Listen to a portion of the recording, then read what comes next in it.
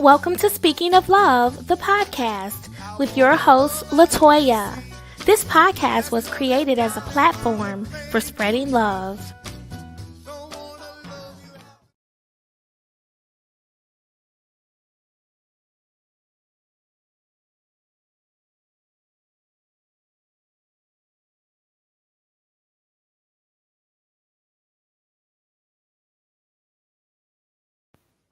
Welcome to Speaking of Love, the podcast, and I am your host, Latoya. I created this podcast in honor of my dad, who was an amazing guy. He had an infectious laugh, and his spirit was magnetic. He was the type of guy who made everybody feel like somebody special. If you were to place him in a crowded room of 100 people, my dad would be the smartest person in the entire room. He was an award-winning radio TV broadcast engineer for many years. Born and raised in the city of Detroit, he was one of the first to go to college in his family. And while attending Wayne State University, he developed a lifelong love affair with the game of basketball. He was the shortest point guard on the team, but he could slam dunk the basketball with either hand. By all outward appearances, my dad lived a rewarding life, but there were parts of him that were known to only him. On March 2nd of 2020, my dad's private struggles became public when he took his own life in a murder-suicide. When he died, a part of me died too. And since the tragedy, I have become an advocate for mental health awareness and suicide prevention. I also created this beautiful podcast in honor of my dad and others like him who are struggling with the effects of mental health challenges. My podcast, Speaking of Love, is named after a show my dad once hosted called Speaking of Sports. Thank you for taking the time to be here with me today as we take a journey in pursuit of the strongest magnetic force on the planet Earth, and that's love.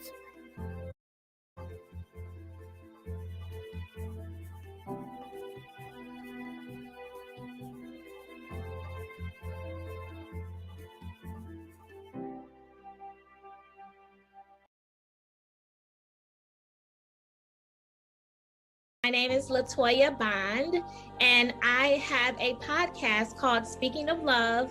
My podcast is dedicated to the memory of my dad who took his own life in a murder-suicide. Aside from that, I am a business owner. I have a home-based business. I am also a legal professional during my 9-to-5 day, and I am a person who operates her entire life on the premise of spreading love. It's the secret to my success. It's the secret to my longevity on this earth, and it's what keeps us going because love is the thing that makes all things beautiful. So that's why I'm here today to talk about my favorite subject in the whole wide world, and that's love.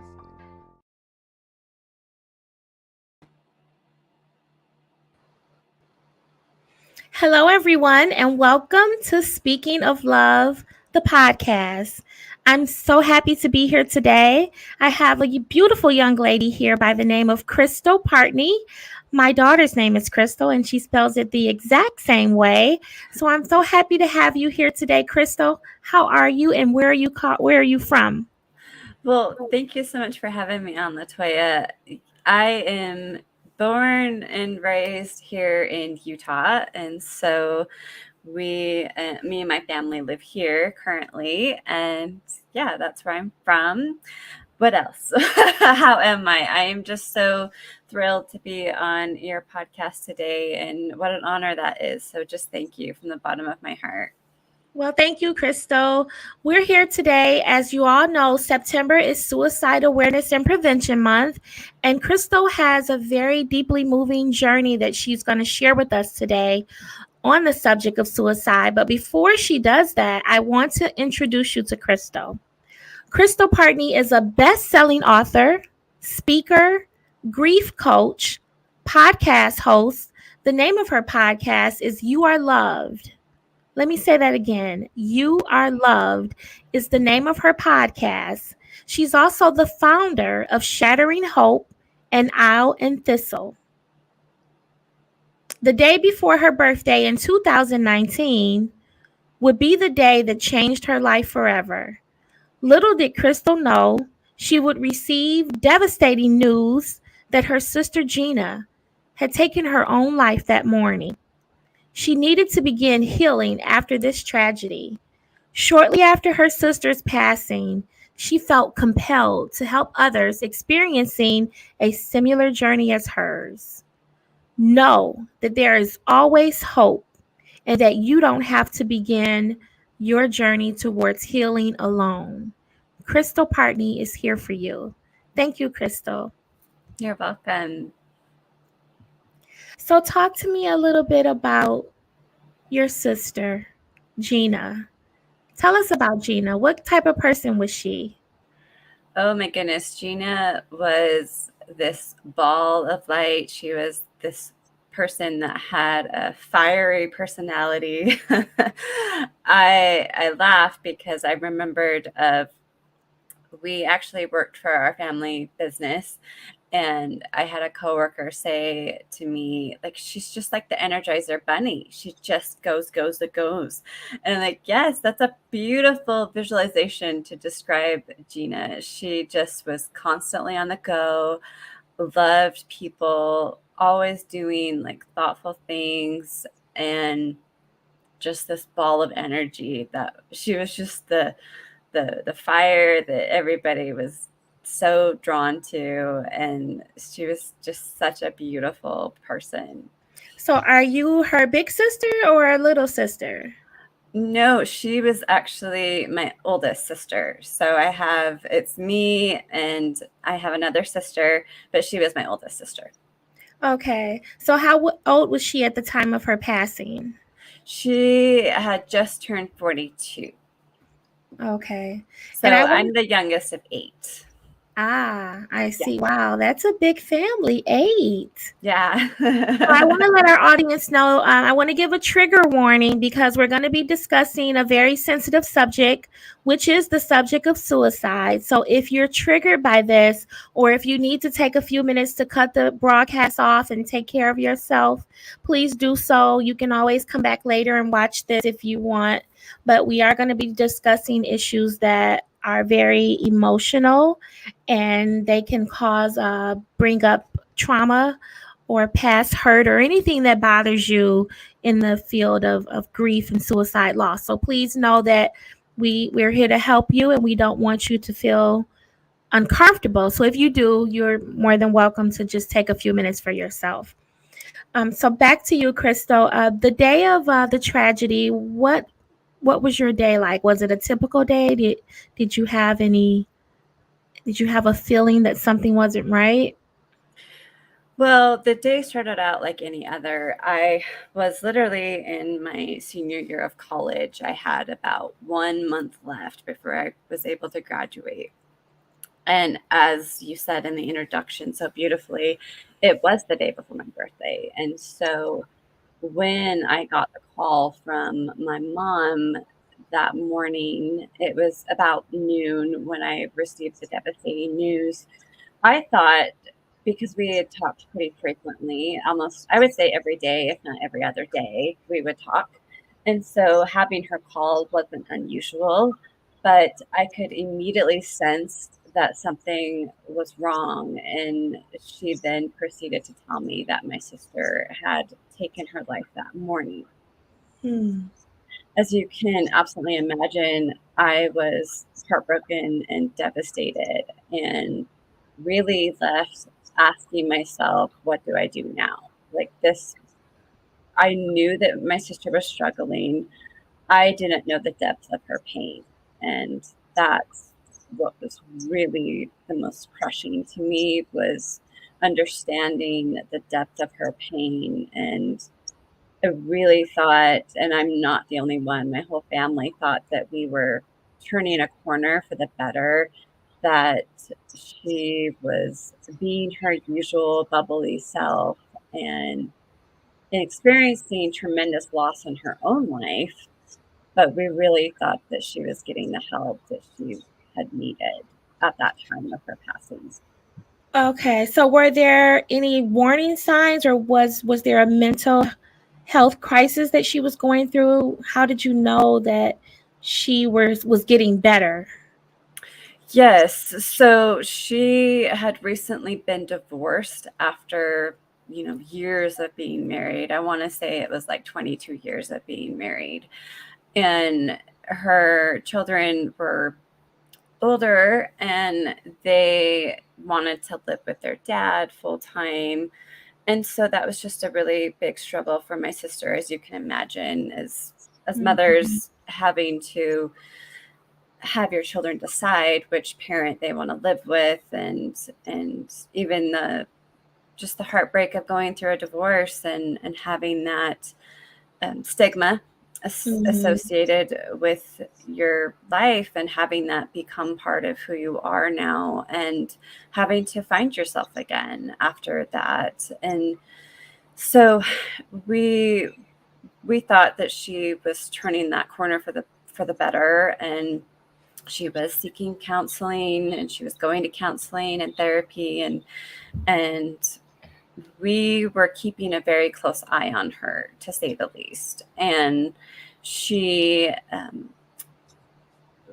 we just really thought, like, because she was displaying these, she was back to herself, right, of Mhm. being that upbeat, positive, bubbly, fiery personality. And we just really thought that she was healing after this tragedy of having to, experience that divorce, and navigating the dating scene again, and trying to be as accommodating and cordial with her now ex-husband, and just dealing with all of the complexities that come alongside being newly divorced after being married for so long. So, Crystal, your sister Gina had two children. How old were they at the time of her passing?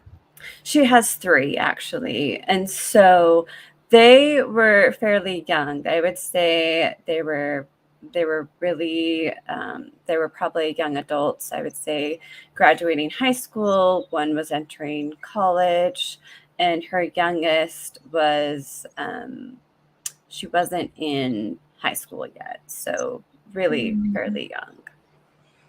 So, Crystal, you are a best-selling author. You have written, you're actually releasing a new book. This will be your second book. You have a podcast called You Are Loved. And I want to take this moment to thank you, Crystal, because when my dad first passed away, I was looking for answers. I was like I was on a crazed mission to find my dad's killer, so to speak. And I needed answers about suicide. I knew what suicide was, I knew the definition of suicide, but I didn't understand the science behind it. I didn't understand what the warning signs were, what to look for. And the very first resource and tool that I found in my grieving was your podcast, You Are Loved. Your podcast was the very first podcast that I found dedicated to the subject matter of suicide. And the work that you are doing, Crystal, is tremendously important. You're dedicated to what you do. You show up every week with new episodes, new podcasts. And I just want to take a moment to say thank you for allowing us inside of your world. You lost your sister Gina, and you took your pain and you gave it a greater purpose. At what point did you realize after Gina's passing that you were going to use your pain as a vehicle to help others? Well, before I answer your question, Latoya, I just want to say thank you. I'm deeply touched and honored that you found my podcast, and that was the first resource you came to. That's so incredible to hear. When you told me that on my podcast when I interviewed you, I was just so moved, and just thank you from the bottom of my heart. It's always a blessing to hear. You don't often have the opportunity to get to hear your audience members reach out and say, hey, I really appreciate you and I really appreciate what you're doing. So I just wanted to take a moment and say thank you. To be quite honest, Latoya, I didn't know what I was going to do because I felt so lost. I felt like I was alone. And even though I wasn't, I had family. My husband, my daughter was 3 at the time of my sister's death. And I didn't know what I was going to do. So I told myself, first and foremost, that as I shared before, I was graduating college. I said, I'm going to graduate. I know my sister would want me to. So I did. I took the brave steps and graduated. That became paramount and knew that my sister would want me to do that. But after I graduated, I didn't want to rush out and find a job in the field that I had just graduated in.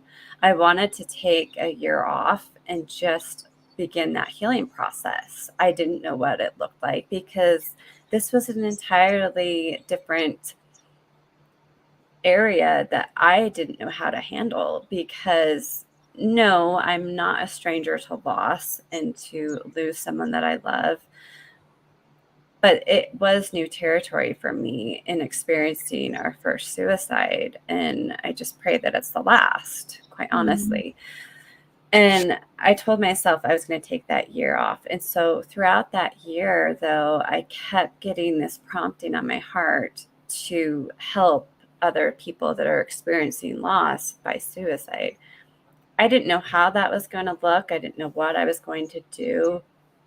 But I just took one step at a time, one baby step, as I like to say, at a time, because for me, then it became more manageable.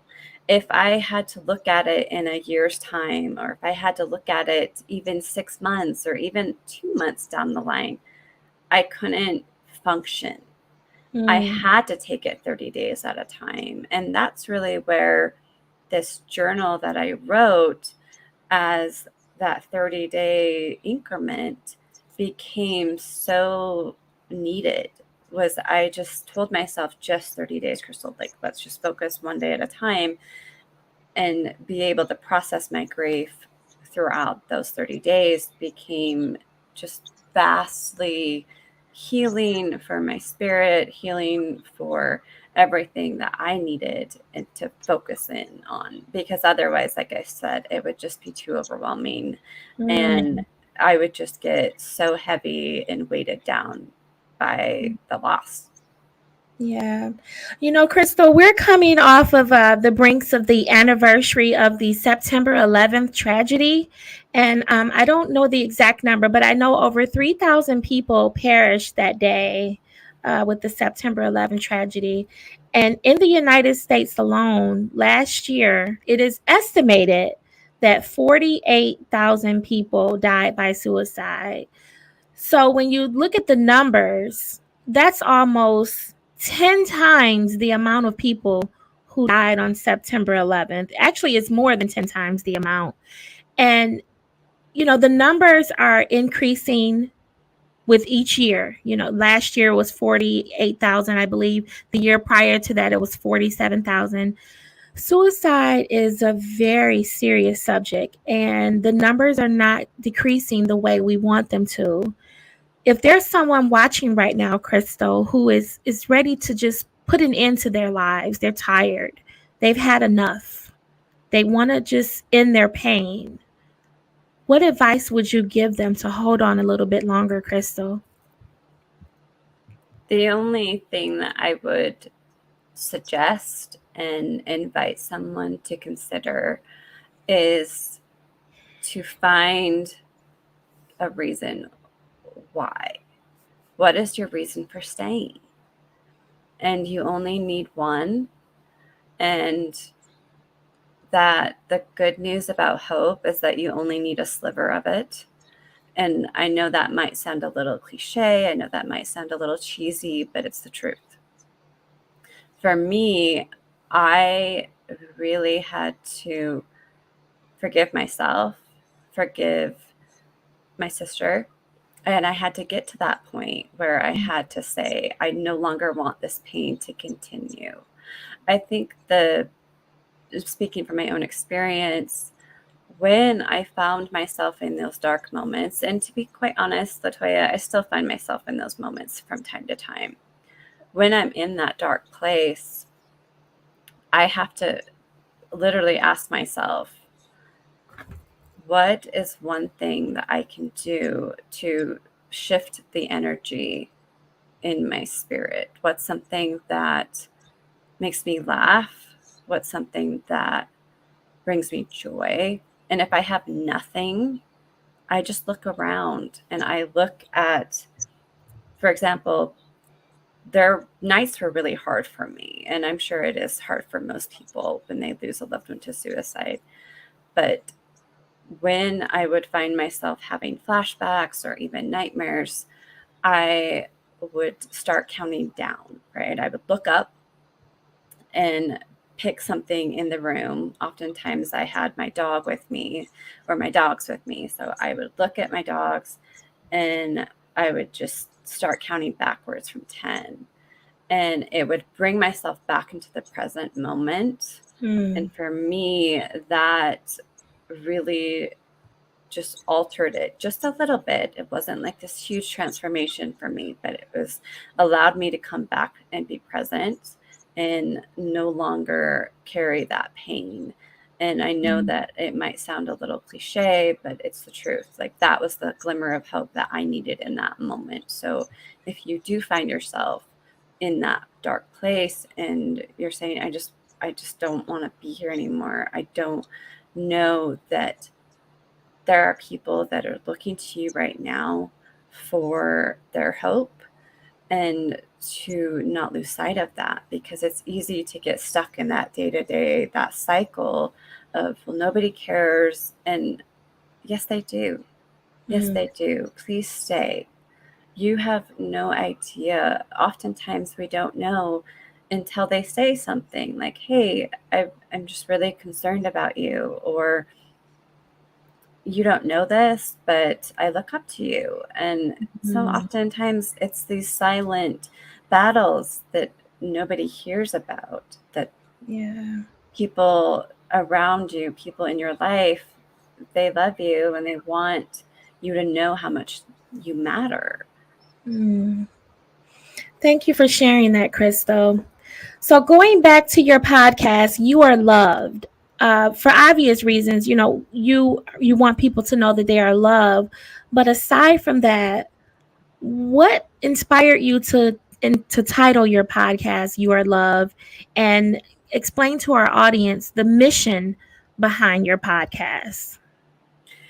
Well, thank you. The reason why I wanted to title it You Are Loved is because along the lines of prevention, I noticed with my sister, one of the most powerful experiences that her and I actually shared together was when I told her that I see her. She, like I shared, was newly divorced and she was struggling and having a difficult time with being single and entering the dating scene again and navigating the complexities that just come alongside being newly divorced after being married for so long. And I remember going to her, it was right after or right before Christmas. And as I shared, I am the youngest of 8. So I can't possibly buy each of my siblings gifts for Christmas. But this Christmas, before she passed away, unknowingly, of course, that I was out Christmas shopping and I came across this beautiful sign, and this little wooden sign, and I got it for her. And so I went to her and I said, hey, Gina, I got you this sign. And I thought of you, and it says, find your happy. And I didn't tell her what it said. I just showed it to her and I said, I got this for you. And I said, I just want you to know that I see you. Wow. I see the struggles you're going through. And even though I don't know what it's like to be newly divorced after being married for 22 plus years, I don't know what it's like to have your children decide that they want to live with their dad full time and not you. I don't know what that's like, and the heartbreak and the pain that comes alongside that. But I just want you to know that I see you. Wow. Wow. So she cried. She just broke down in tears. And I think that was the first time someone really did see her and acknowledged the pain that she was going through, let alone a family member. Because as so often we do, we get in our own life and we are like, we're just going through the motions, and it can be challenging to reach out to those closest to us and let them know that, hey, I see you and I don't know the pain and the struggles that you're going through, but if you ever want to talk, I'm here. And that became so, it was just a very special moment between her and I. Mm-hmm. And I was so grateful because I did watch this transformation inside her that was so powerful and it was a blessing to get to experience that. Wow. So, if anyone is watching right now, I have the number here. But if you're feeling suicidal or you need someone to talk to, the suicide crisis number is 988. Just like you would dial 911 in a medical emergency or any type of emergency situation. Well, now we have a lifeline that you can call 988 to get help and the assistance that you need to help you through these difficult times so that you can stay with us. Because as Crystal's podcast is named, you are loved. You are loved. So thank you for that. Crystal, can you talk to us about your books? You are a best-selling author. You have 2 books. You're actually going to be releasing a new book here soon. So talk to our audience about your 2 books and the mission behind those publications. Sure. So the first one is a journal that I wrote that really allows you to walk through 30 days at a time. And it is a guide to comfort you. And it's a 30-day journal to guide and comfort those left behind by suicide. And I wrote it as a way for you, the listener, the audience, to be able to start your own healing journey and let it be one day at a time.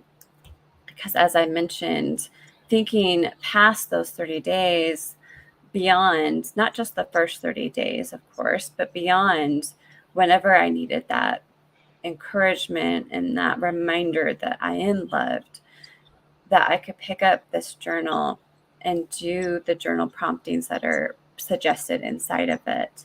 So, how the journal is formatted and how it's laid out is I have a Bible verse, and then it follows by the journal prompting.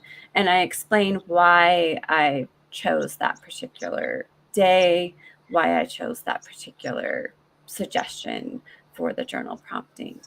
Mm-hmm. And then my latest book, I say, is an accompaniment to this journal. And it is a guide for you to begin that healing process after losing a loved one to suicide. And that goes more in depth of my story and how I began healing and how you can too by following the suggestions that I have inside of it. So, as I say, the two complement each other so beautifully. You have the journal that whenever you need it, it's a quick reminder of how you are loved and how you can begin that healing process.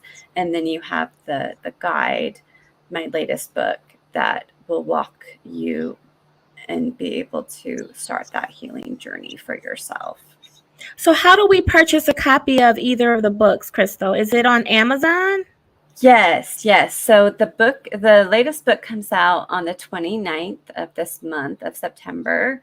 And the journal is actually available right now on Amazon.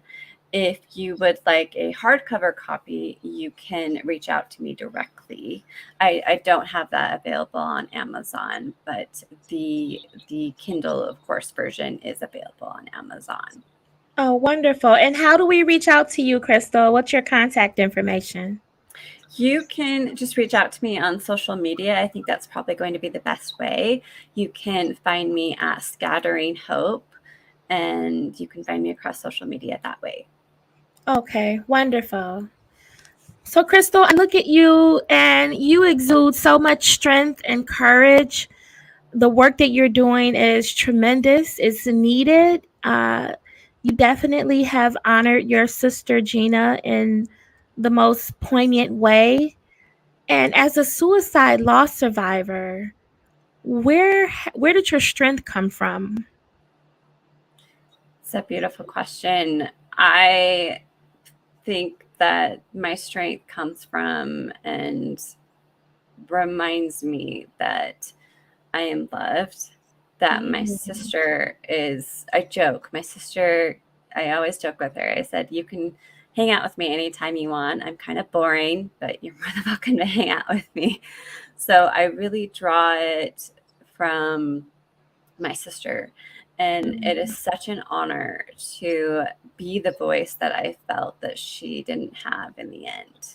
Yeah. And that's where I draw my strength. But I will say, by far, the biggest strength has come from me doing the hard work of grief recovery. I recently became certified as a grief recovery specialist. Oh, And wonderful. Wonderful, thank Crystal. you. Thank you. Great. Thank you. And going through that program and becoming certified really has completely allowed me to process my grief. And to be quite transparent, Latoya, I thought, I was like, look, I wrote these 2 books. I've done the care kits that I have available for either suicide prevention or the aftermath and healing in the aftermath. I've done all of these amazing things. What more do I have to process? What more do I have to work on? But going through the program and becoming certified as a grief recovery specialist helped me understand that I still had grief that I was not fully processed in, Mm-hmm. and how that completely allowed myself to become even more open, to become even more and have that strength that I knew I always had, but it really just allowed me to be able to embrace the the truth that I didn't have to carry this pain with me anymore. Right. I thought I was done, right? I was like, wait, I did all these things. I think I'm good. Going through that program and becoming certified gave me even more peace that I had been searching for. Wow. That is amazing. It's absolutely wonderful. And so now you can go forward and continue to help others through their healing process because it's something that's needed. And we're going to always have losses in our lives. And with love comes loss, and then there's grief. So thank you for doing what you do, Crystal. Oh, thank you. Thank you so much for allowing me to share my story. And I just want to say one thing too. Don't let my story be a hindrance for your own healing. I Mm. don't want you to look at me and say, well, you've done all of this stuff, this wonderful things, but what about me?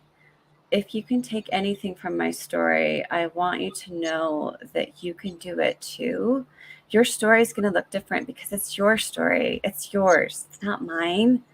But just know that you don't have to carry that pain anymore. And yes, we experience different losses throughout our life, but that's why it's so important that we have the tools and the resources to work through that pain so we don't have to continue to carry that pain with us going forward into the future. Yes. And you don't have to do it alone. That's the most important part. Yeah, definitely. So, Crystal, this podcast is called Speaking of Love. My father once hosted a sports radio show called Speaking of Sports. He loved public speaking. He loved being a radio, TV broadcast engineer. That was his life. So when he died, I wanted to do something to honor him in a way that would be most beneficial to my connection with him. And so I don't know anything about sports. So his sports show, Speaking of Sports, I thought I can create a podcast and I can call it Speaking of Love. I don't know anything about sports, but I know a little bit about the subject of love. And so the $1,000,000 question that I ask all of my guests who sit before me, Crystal, is how do you define love? We're speaking of love, but how do you define love? Oh, it's such a beautiful question. Thank you for asking it. How do I define love?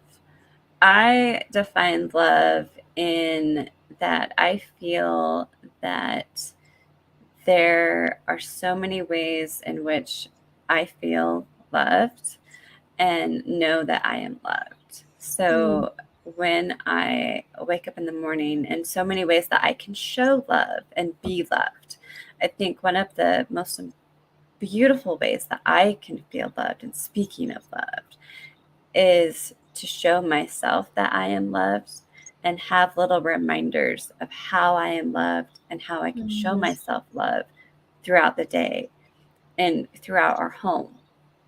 I have my sister's picture in multiple areas throughout our house.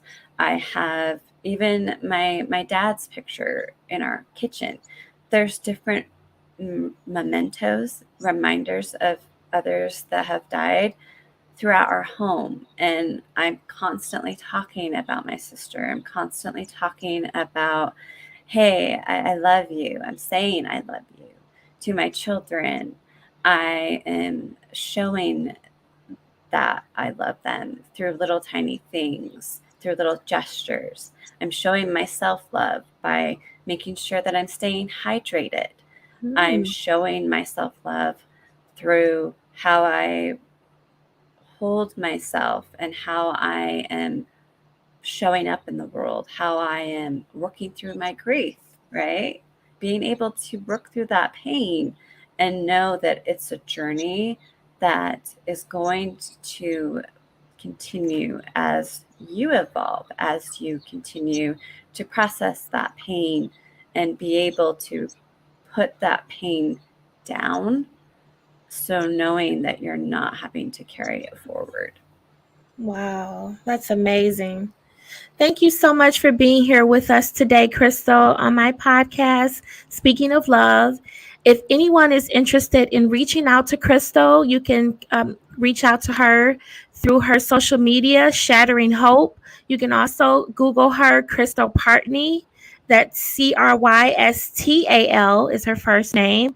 Her last name is Partney, Partney. She has a beautiful book on Amazon. There is another book that will be coming out at the end of this month. So let's stay connected to her. Crystal, is there anything else you'd like to share with the audience before we conclude our interview today? Yes, just know that there is always hope. And just to clarify, it's scattering hope, not shattering hope. Scattering hope. I'm sorry. Scattering hope. You're fine. You're fine. I just didn't want people to get the wrong impression. Yes, definitely. So, Crystal, I will have one last question for you before we go. When the pages of your life are reviewed and your mission here on the planet Earth is complete, what do you most want to be remembered for? That even in the midst of this tragedy, that I was able to find that glimmer of hope and not just, as they say, talk the talk, but truly embody what peace looks like, what hope looks like, and that reminder that you can change somebody's day just by saying, hi, how are you? Please stay. Yeah. Wow. Thank you for that, Crystal. You are amazing. I bow to your excellence. Thank you for being here. You're amazing. Thank you. Wow. Thank you. Thanks for having me. It was a pleasure. And thank you for bringing Gina forward and sharing her with the world. We really appreciate that. So if you all have missed any portion of this recording, it will be on YouTube. We're on Facebook, and the audio version is also available on all major podcast platforms. Speaking of love, thank you all for being here today. This was my 129th episode, and I will be back. I am transitioning my podcast a little differently. I'm going to be doing it once a month. So this will be a monthly podcast as opposed to once a week. I have so many things, great things going on, and I'm really busy. And you guys will still be seeing me, but I'll only be doing Speaking of Love once a month. And I am concentrating my focus on suicide prevention only in this podcast. So I love you all. I appreciate your love and support. And if you've missed any portion of this podcast, you know you can always catch it on the replay. I hope you all have a great week, and I will see you back here next month with another beautiful episode of Speaking of Love. Have a great day, everyone.